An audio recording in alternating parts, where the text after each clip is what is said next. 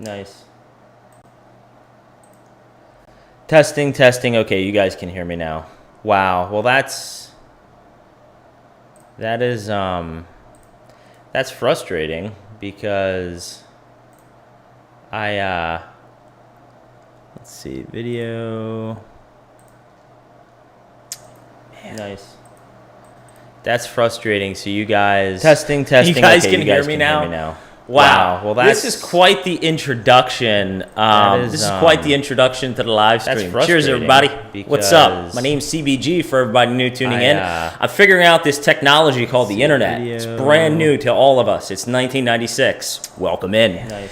What I was saying is I'm excited. You guys can hear me now. Format. This is the very first daily introduction that I will be doing. Quite the introduction. It's all in the charts. Cheers, everybody. Called it. What's all in the charts? My name's CBG for everybody new tuning in. I'm figuring out this technology. What I was also saying was to give a thumbs up. 1996. Drop me a comment because I appreciate the content. Subscribe to the channel. Make sure to hit the bell icon because I'm excited. Really want to get notifications on to know when I got the very first daily introduction. That I will be doing. This is quite the introduction. It's all in the charts. Cheers, everybody. Called it. What's all in the charts? My name's CBG for everybody new tuning in. I'm figuring out this technology. What I was also saying was to give a thumbs up. 1996. Drop me a comment because I appreciate the content. Subscribe to the channel. Make sure to hit the bell icon because I'm excited. Really want to get notifications on to know when I got the very first daily introduction that I will be doing. This is quite the introduction. It's all in the charts. Cheers, everybody. Called it. What's all in the charts? My name's CBG for everybody new tuning in. I'm figuring out this technology. What I was also saying was to give a thumbs up. 1996. Drop me a comment because I appreciate the content. Subscribe to the channel. Make sure to hit the bell icon because I'm excited.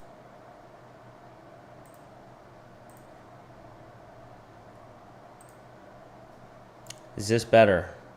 Dear God. Oh my God. Can everyone hear me now? Jesus. My God, this is I've actually, funny if you've just tuned in and this is your first time watching the channel, you might just want to fast forward 5 minutes before I can get through this, because this has been the worst start to a live stream I've ever done. And I've been doing live streams actually for a while now. Is everything okay? Is it all good? Can you hear my beautiful voice? All right, let's try this shit for the third time. Welcome in. I am the incompetent with internet technology from 1996. The Crypto Bull God. And in today's video, this is day one of All in the Charts. Make sure to click the bell icon for notifications to know when I go live every single day. Make sure to drop me a thumbs up, drop me a comment here. I'm going to be interacting with everyone. Thank you for all the comments here. Boy, this is the most comments I've ever had on a live stream before because I was fucking up. Hey. But what I was explaining to everyone is, real quick, when I was muted at the beginning, I decided to reformat the channel in the way that I've always seen it visioned within my head. What I have always ultimately wanted to do, once I got closer to a different point, once I got closer to that financial freedom point, okay? I always talk about generational wealth transfer. But I'm not there yet, but what I've decided in the meantime is I don't want to wait, right? I really want this channel to sort of turn into what I have envisioned. And what I always envisioned was coming out here to some degree every single day and looking at, analyzing and sharing with you what charts I'm looking at and what I'm seeing in them. Okay, that's what I've always envisioned. And the other thing I was saying is I'm not going to stop producing TA videos, published TA videos on niche spaces like your Harmony ones, your Hederas, your Digibytes, and even Bitcoin when there's something that I feel is more value added than a daily live stream. I will continue putting those videos out. But ultimately, I needed to really reassess what brings me the most passion in terms of doing this channel, right? I'm coming out here. This channel isn't even monetized, full disclosure yet. I mean, my subscriber base is way too low. So I'm coming out here. It's on my own time. And so I think the biggest question I ask myself is, if I'm going to spend my free time doing this, what do I most enjoy? Well, I most enjoy doing live streams. So I'm going to be doing these every day.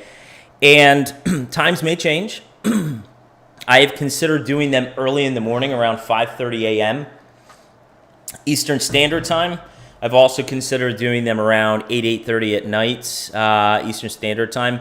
I am an early riser. I'm up between 4:45 and 5 every single day. If you follow me on Instagram at Crypto Bull God, you know that I'm a very avid gym goer. So I'm always posting stuff on there, gym related. I also post some crypto stuff on there.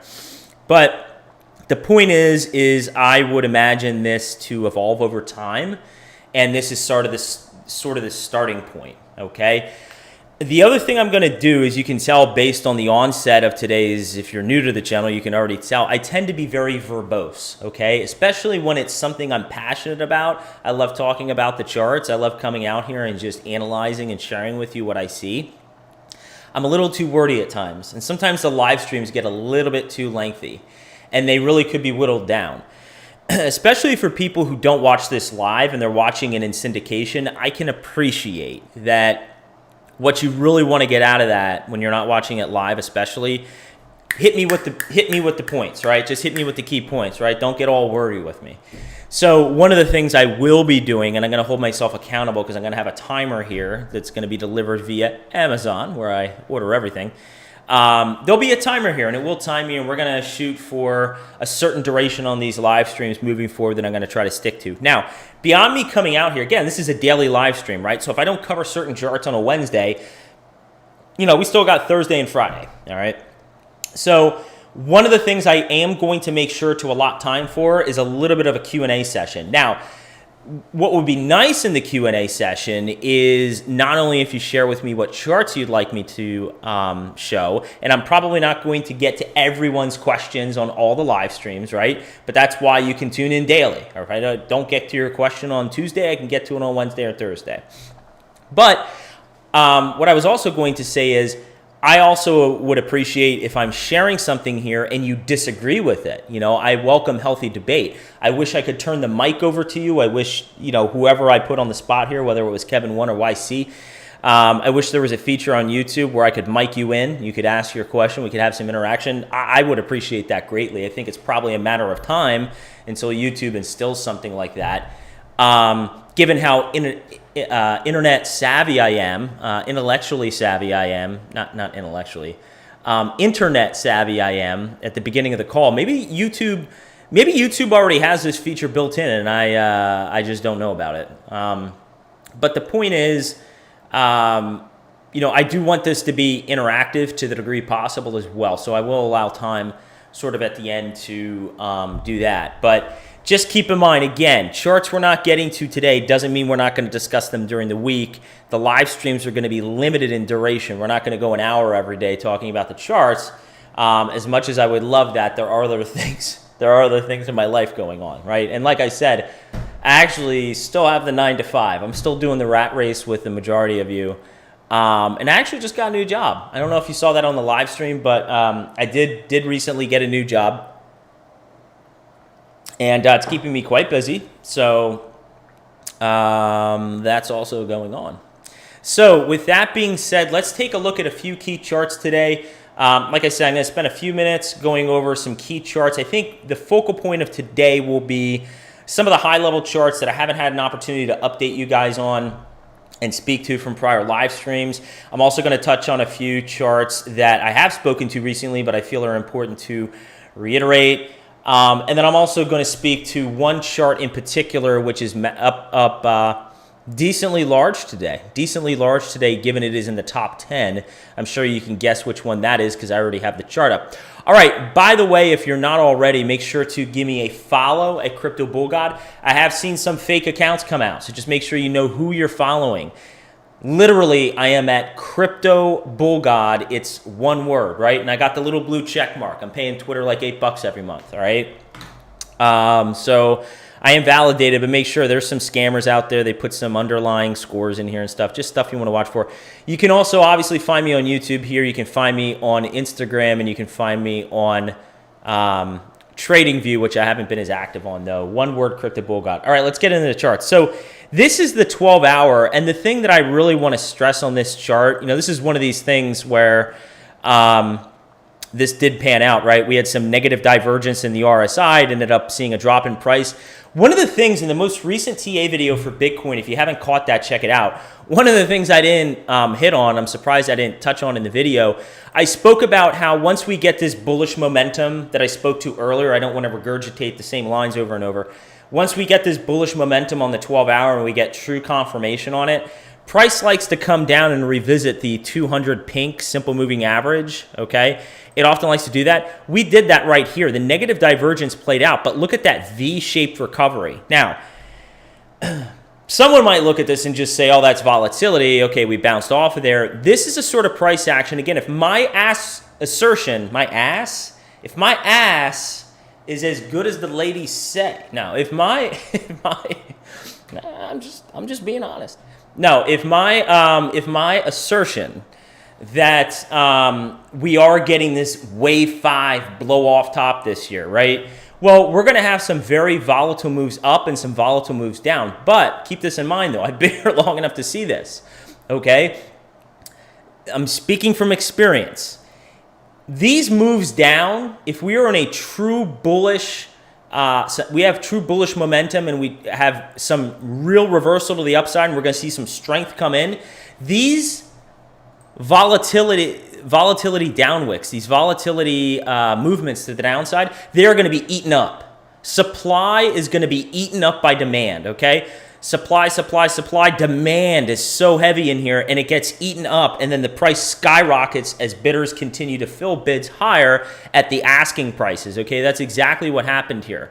So the main thing also on this 12-hour chart that I wanted to, so 12 hours more of a micro level, lower time frame chart you can follow. Again, my conviction remains, if you're looking to scale into entries, you could also use this as an opportunity to kind of scale in down at these levels near the 200 SMA on the 12-hour. Because again, what we should see is consolidation and continuation, right? And eventually we might see a larger correction again to the 200 SMA, but we should continue creating higher highs and higher lows, which are the basic building blocks of a bullish narrative. The other thing I wanted to point out on this chart, right? Don't lose this perspective. We have a low, we have a high, and we have a higher low, okay? Don't lose that perspective. The whole premise behind this channel is that everything that you need is in the charts. And again, I'm not telling you that there aren't interesting world affairs going on, but that stuff tends to muddy the water. It tends to make you emotional, and it tends to bias your view in terms of where you see things going. Everything that has played out in human history since the advent of whatever said asset that you're looking at, in this case Bitcoin, it is baked into the charts. The price movements encompass human behavior, human emotion, okay? All this stuff is baked into the charts. We can use this prior analytical data, these statistical indicators, as well as the price data to lead us into these probabilistic price movements. That's what I would say. Okay, so that's what I'm looking at on the 12-hour. The other thing that I wanted to look at for Bitcoin,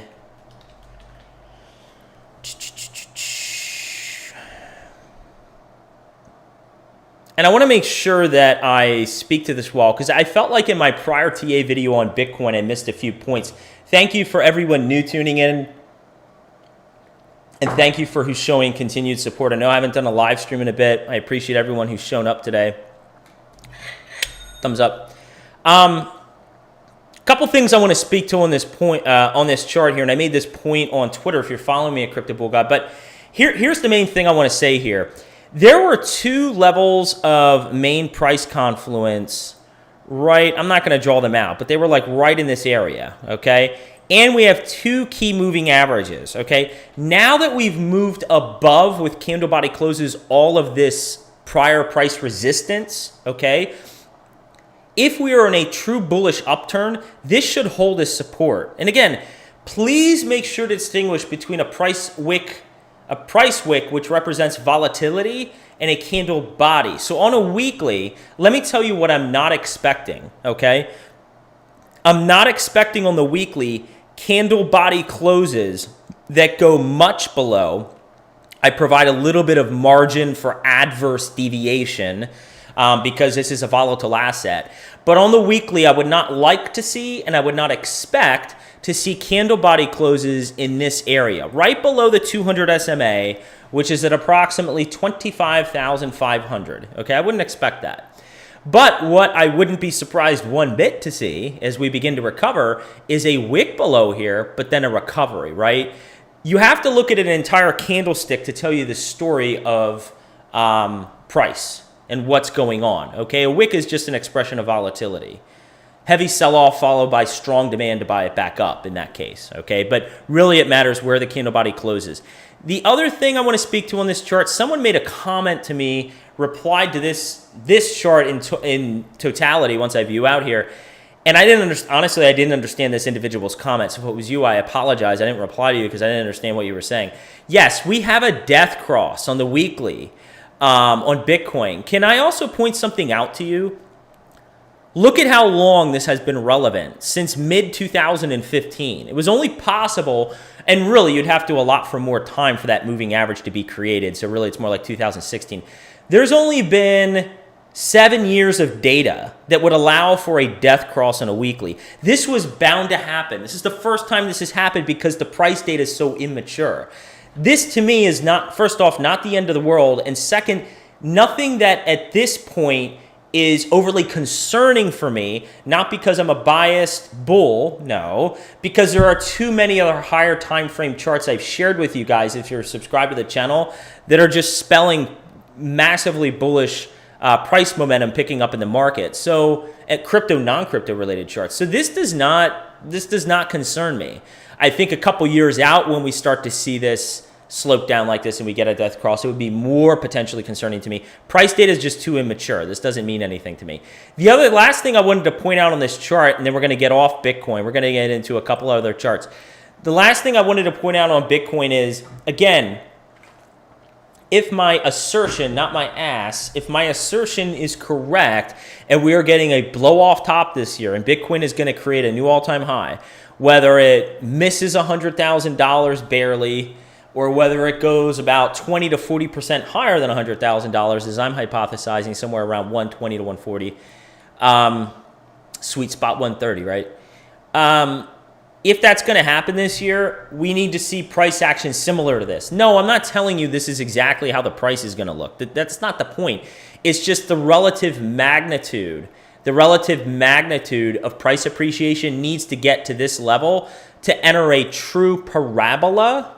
To top off around the time frame, I think it probably will. I have this at this last candlestick at the first week of October, it looks like. Somewhere around September, October, November is what I would envision. But if it's going to happen, it needs to enter a parabolic price movement like this, and that's when we can expect a massive downturn in prices, which will last, that correction should last a very long time. That's my view on things, okay? There was one other chart I wanted to, or one other point I wanted to make on this chart. It's escaping me. But yeah, so we relatively want to see something similar to this. The idea isn't to look at every single candlestick on every single time frame and to see where the price is at. That's not what I'm trying to show here. I used a bars pattern from this price level here to show what needs to happen, okay? One other thing, but it's escaping me. Let's get to Ethereum. And then let's get to XRP, because XRP is starting to heat up, and I have an opinion in terms of when it might. Actually, I'll leave that. I have an opinion on a price level it may reach pretty soon, actually. This is Ethereum. This is on the weekly, and it looks like this is Heiken Ashi candles that I have here. Heiken Ashi candles tend to be trend reversal or trend to the downside or upside, trend direction candles, whether red or green. I've shared on this channel before. Let's just look at price action. So what is the biggest thing that I can see in price action? Well, I mean, I think it's pretty obvious, guys, if you've been following me for a little bit. We had this, downtrend, downside reversal, or downtrend resistance. Wow, I'm losing my words there. Resistance, okay? Again, found resistance here, but eventually broke above it right here, came up, and we've back tested. I spoke to this several weeks ago. We had this candlestick here, and I said, all right, guys, what I want to watch for is a candle body to close above this descending resistance, formulate support. I don't care if we price wick in here. I could care less, but I want to close above it. And literally a few days later when this candlestick closed, that's exactly what it did. This is literally textbook. There's nothing, again, as a chartist, I'm showing you, we broke downward resistance, right? We came up, we got rejected by prior resistance. Once was support, now resistance. That's not surprising. We came down, back tested this area, formed it as support. One of the most bullish things you can do on a chart is you back test resistance once above it. You bounce off of it, you're formulating support, okay? So this to me is textbook. And now let me show you what else is going on with this chart, which is very important to point out. This resistance, which is at around 1788, okay, let's call it 1790, okay? This resistance that's at 1790, let me point something out to you. Let's just call, you know what? Let's just call it 1800, okay? It took me a moment to calculate that in my head. That's scary as a mathematician. 1800, let's call it 1800, okay? Resistance, 1, 2, 3, 4, 5, 6. We have had 7 candles hit 1800. Question for the audience. If you continue to hit resistance, what happens to it? Does it strengthen or does it weaken? If you're new to the channel, I forgive you. If you're not new to the channel and you do not know the answer to this question, I do not have mercy on your soul. The answer is it's like a hammer hitting a wall. It becomes weaker. So whether it's this week, whether it's next week, it will be very soon, in my opinion, that 1800 is going to break on Ethereum, okay? The next real strong area of resistance, kind of eyeballing this chart that I'm looking at, it looks like a zone, somewhere of a zone around 2200 to, let's call this out. Let's make these orange lines so that it's easy to see. This zone between 22 and 2500 is sort of the next area I would look for once 1800 breaks, okay? So I would envision something where we come up here, we get resistance, we probably backtest and continue up. Don't look at the timing of my drawing, just look at the general idea, okay? Ethereum is setting up for a very bullish move. Speaking of bullish, check out XRP. XRP is fucking moving right now. Now, what would I expect for XRP logically? Let's actually get off price indicators, although something bullish actually on the weekly I didn't see until I flipped on this just now. MACD is finally, this is very good. MACD is finally starting to, it's not only positive, it's starting to break above zero. For the love of God, XRP, finally, right? You know, if you've been in this for a while, I've been invested in this one for a very, very, very long time. Yeah, this thing is really starting to pick up. Let's just focus on price data. Now, it wouldn't surprise me that we get no higher than around 56 to 57 cents on this initial weekly candle, okay? Ultimately, what you want to see, I think the greatest reasonable expectation on this chart is in the coming couple weeks. I really want to stay above this 200 weekly moving average because the more we can stay above, there's two things. The more XRP can stay above its 200 weekly moving average, number one, it expresses strength in the chart because now we have gotten back above a moving average. And when price gets back above a moving average, when it comes down, you want to see it rest right on that moving average as support and then continue to move up. That's the first reason. The second reason is this will naturally, based upon how that moving average is calculated, it will result in more recent candlesticks being higher in price than they were back here, right? The price action is higher up here than it was down here. Well, why do I say that's important? Well, what that's going to result in is this moving average increasing in value because the more recent price data that it's being calculated on, it's higher in value. So it's going to result in this curling up and getting a golden cross. So I really, ultimately for this week, I don't see us getting above 56, 57 cents. And it'd be really nice to sit around 49.5 cents. That'd be very nice if we could close the week out at that level. And at that point, you can see other areas of resistance around 77 cents, 90, 94 cents. The other thing I have drawn out here, I have this downward slanting resistance, okay, that we've hit multiple times. Here's realistically what I could see for XRP in the coming weeks. For everyone here in the XRP community, for everyone here who, the XRP community, I think, is the largest community of any token on crypto. And like any community, what I would say is I appreciate the logical people in the community that speak to the fundamentals and logically speak to the charts. The things that irritate me with the community are similar to any other community. It's the people calling for $1,000 price targets, same people that call for $3 million Bitcoin that irritate me are the same people in the XRP community that call for $1,000 plus XRP. So we need to just be realistic with price. That's all I would say about that. But what I could expect here in the coming couple weeks, if we can maintain support here, I would expect it's possible that by May, we could see us get pushing up towards 77 cents all the way up towards $1. I think by May to June, maybe May to June timeframe, really need to see how momentum picks up in this market. I mean, hell, if things accelerate faster than I think, I mean, you could see XRP at 77 cents next month. But what I would say that is more reasonable based on my expectations in the direction of the market, I think sometime between May and June, we could see XRP up 50% to 100%, okay, 77 cents to $1. I mean, quite a rise since we were sitting at what many, including myself, sometimes joke about as 30 cents being XRP's stable price. It's a stable coin price. Thing always seems to be at 30 cents, but it finally seems like it's going to make a big breakout here, so something to watch for.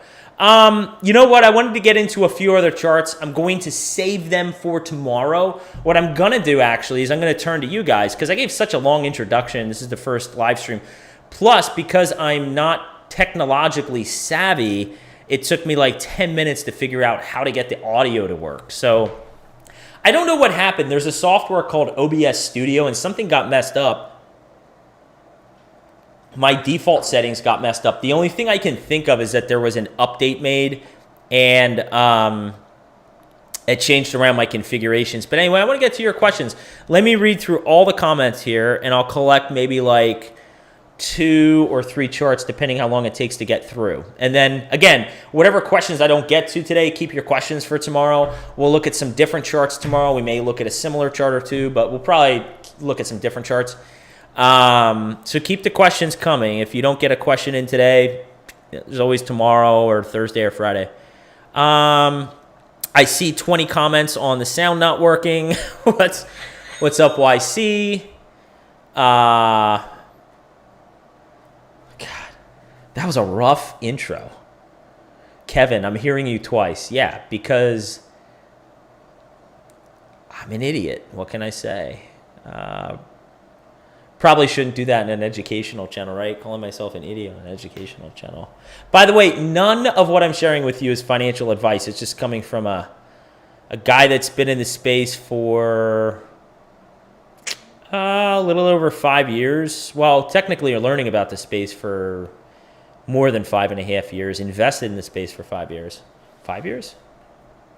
Yeah, 5 years. And has taken some TA classes professionally. I shouldn't say professionally. I paid like $1,200 to take some online chart reading classes. All right, let's get back to the comments. I'm digressing here. This is why I need to keep myself on point because I will just go down a rabbit hole and then I'll be shooting the shit with you guys for an hour and I don't want to be doing that. So we're going to keep these live streams 30, 40 minutes tops. More like 30 minutes is what I'd really like to get the live stream down to every day. I think 30 minutes is a sweet spot. Let me know your thoughts there. Drop me a comment on that one. Kevin, you're up at 5 a.m. Nice. Why? So you're up at 5 a.m. Eastern Standard Time, I take it. I'm curious. Is it for work? Is it for personal reasons? Is it to work out? Like, why do you get up that early? I mean, maybe you have a family or something. You got kids and... all right.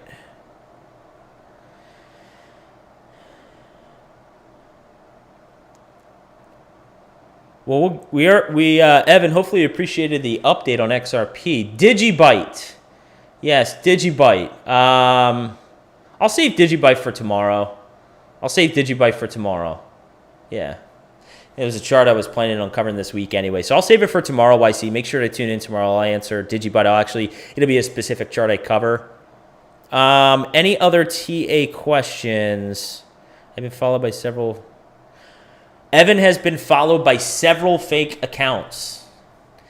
Wow. Of mine. Yeah, that is frustrating. Just make sure, again, the easiest way to know it's me, first off, I do have a blue check mark. Apparently, fake accounts get blue check marks. The other thing is Crypto Bull God. If you look at the @ symbol, okay, Crypto Bull God, it's one word. There's nothing in there, okay? It's not Crypto Bull God 69. It's not, it's the 13-year-old in me. It's not Crypto Bull God _. It's not _ Crypto Bull God. Like, just make sure to look for just one word, Crypto Bull God.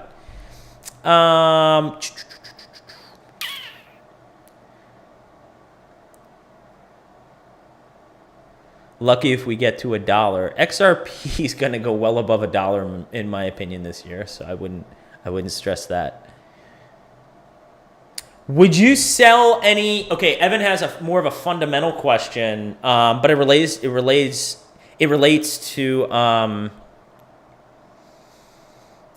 what we're talking about here, because part of this technical analysis thing is also risk management and knowing how to buy and sell. So I think it's a very good question. Let's talk about this. Would you sell any Bitcoin before all-time highs? So let me know if I'm not interpreting your question correctly, but step one for me is for me to sell any Bitcoin, it needs to exceed its prior all-time high of 69,000. Speaking of 69, it needs to exceed its prior all-time high of 69,000. Okay, that is step one. I'm not selling any Bitcoin before we get above 69,000, okay? Step two, I have identified a region. We all take our hypothetical guess. No one here is going to know exactly where Bitcoin's going to top, okay? No one. They can put out a video and they can put a little mathematical formula and say, every cycle, Bitcoin does this. But the reality is no one knows. You can look at fib extensions. You can look at a fib retracement with a 1.27 extension. You can look at prior cycles to try to understand levels of appreciation and how they have marginalized over time. I mean, you can do so many things, but the reality is you have to, based on your different data points and how you're coming up with your analysis, this is my approach. I have a region. I have a range. I'm not selling shit until I get into the range. And then let's say I have a range and it's like $20,000, $30,000, $40,000. Okay, that range, or $50,000, whatever it is. I'm selling 10%, 20%, 30%. I'm scaling out of my investment. I'm not selling everything all at once. I've reiterated this on this channel. Do not. You do whatever you want. This is just my educated opinion, okay? Don't sit here and wait for XRP to hit $20 or $30. If you do that, and first off, if you're literally not going to sell any XRP to $20 to $30, in my opinion, you're going to be waiting a while, okay? Just being realistic with you. The thing did not break all-time highs 2 years ago, okay? We can get into what I think are realistic all-time highs this year. But I've spoken to it before and nothing has changed about that. None of my price targets on XRP have changed if you've been here for a while, okay? Will we go much higher than where we're at? Yes, I think we're going to, but it's going to be very south of $20 to $30. But even if you think, for instance, let's say you think XRP is going to $20. The wrong approach is to say, okay, I own 100,000 XRP. I want to be a millionaire. So I'm going to, well, actually, that would be $10. My price target's $10. I'm going to sell everything at $10. That's the worst thing you can do. You need to have a range, and you need to scale out at those positions because your price point may not be hit. And if XRP hits $9.99, you've sold 0% of your portfolio, okay? So identify a range and sell at those levels. For me, I'm not selling shit on Bitcoin until it exceeds $69,000.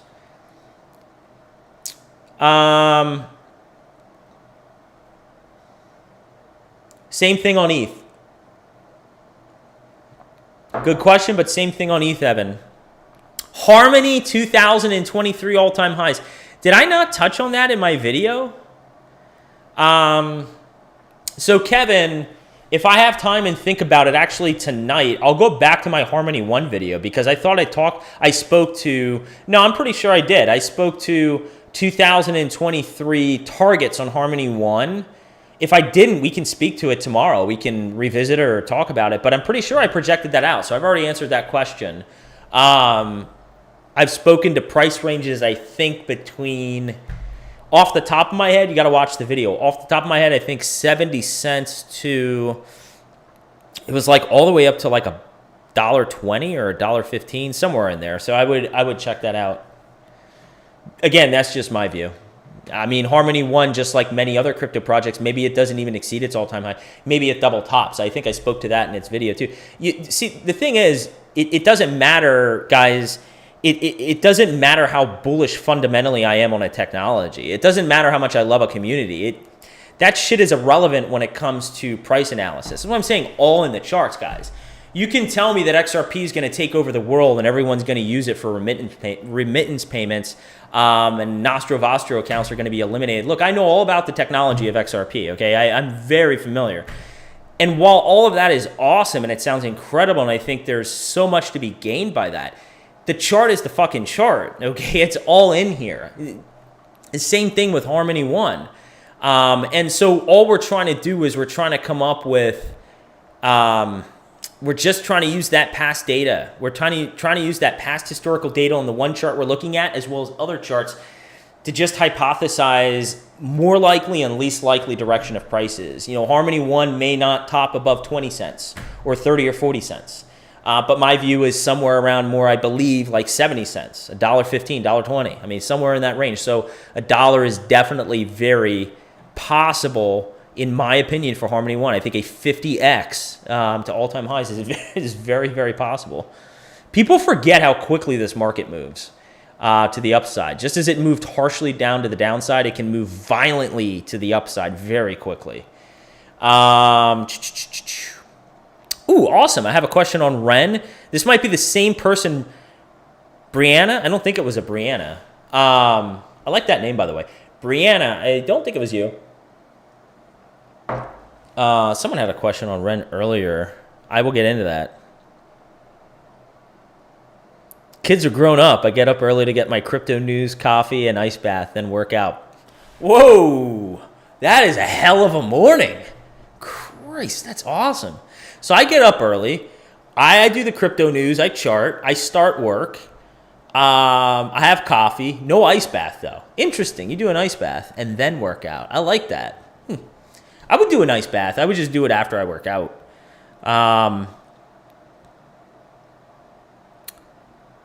It's funny. It's funny the people you run into in the gym, and you never know what people think of you.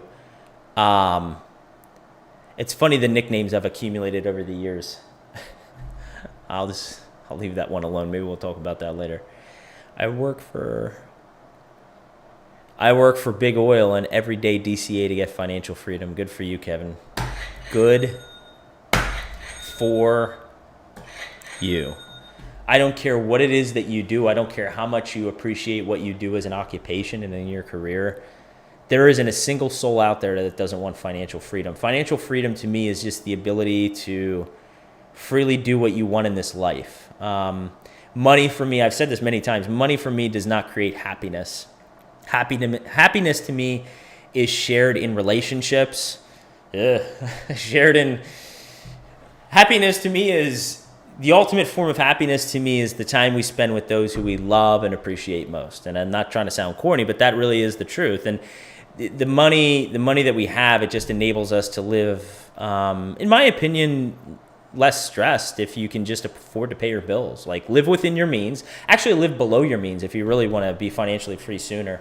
Live below your means and be stress-free on bills. You know, you can afford what you want, and you get to spend time with the people who you appreciate and you love most. I mean, that is the ultimate form of happiness to me and financial freedom. All right, I'm getting into a softie.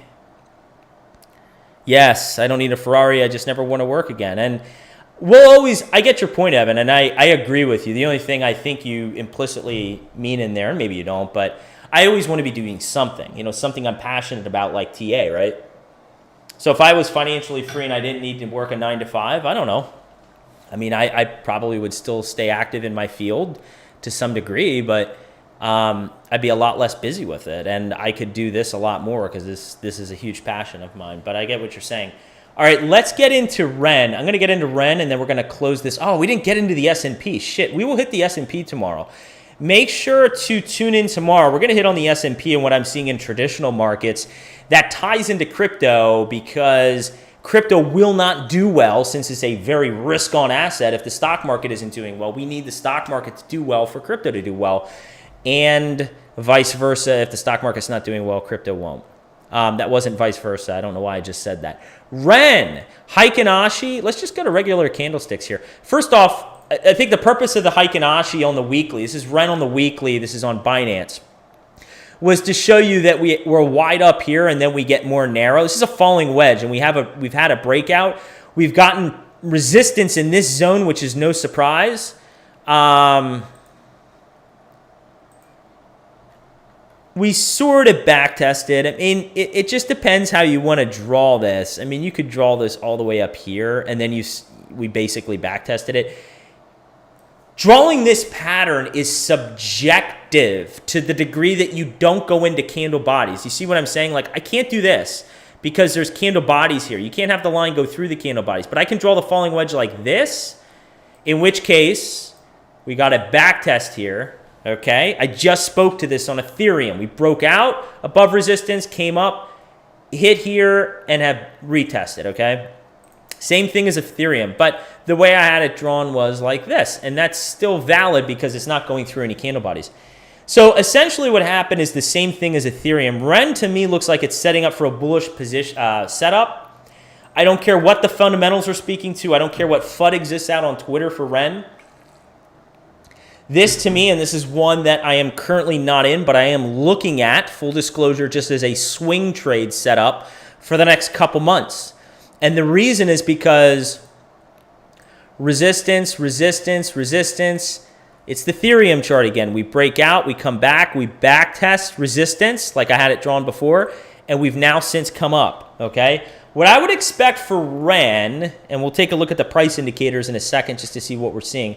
What I would expect for Ren is once we clear, and as long as the rest of the market continues to pick up, I would expect this to happen in that May, June timeframe. Could happen sooner, could happen next month, but May, June timeframe. I want to see Ren clear 16 cents. This area right here. Once we clear 16, I think it's a straight shot to 25 cents. Once we get to 25 cents, why do I say that? There's a lot of open air here. There's no resistance, guys, okay? Once we clear 16, it's a straight shot, in my opinion, for the most part until 25.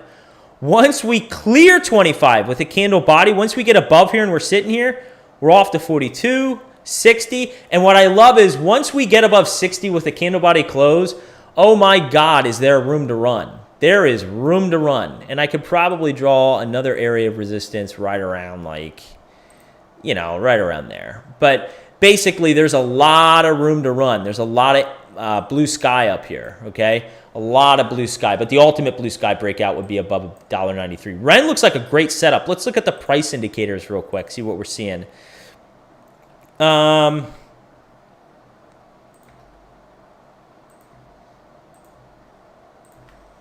want to mess up my chart here, so I'm going to come back to it. MACD is positive. It's starting to go bullish here above zero. Stochastic RSI is sort of so-so. It's at a good level. We have a little bit of a negative cross here. It's a little overheated, though, so something to keep an eye on. RSI looks very healthy at 45. I was pointing out this bullish divergence that ultimately played out. Many charts I was pointing out bullish divergence. Yeah, RSI looks good. Ren looks like a good setup at the moment. I appreciate the question. So, with that being said, tune in again every single day around 5:30 to 6 p.m. Eastern Standard Time. We'll cover some new charts tomorrow. I'll take some more questions. Again, format's going to be me covering several charts, taking some of your questions. We're going to try to keep the live stream to around 30-35 minutes. This is going to be the new format on a consistent basis moving forward. Drop me your comments if you like the format. Give this series about a week or two. And then what I'd really appreciate, I'll reiterate it, is just drop me some comments. Let me know what you think about the new format. I hope you appreciate the content. If you did, make sure to hit the thumbs up button, drop me a comment, subscribe to the channel, click the bell icon for notification. And until next time, spread awareness and carry the education forward. Take care, everybody.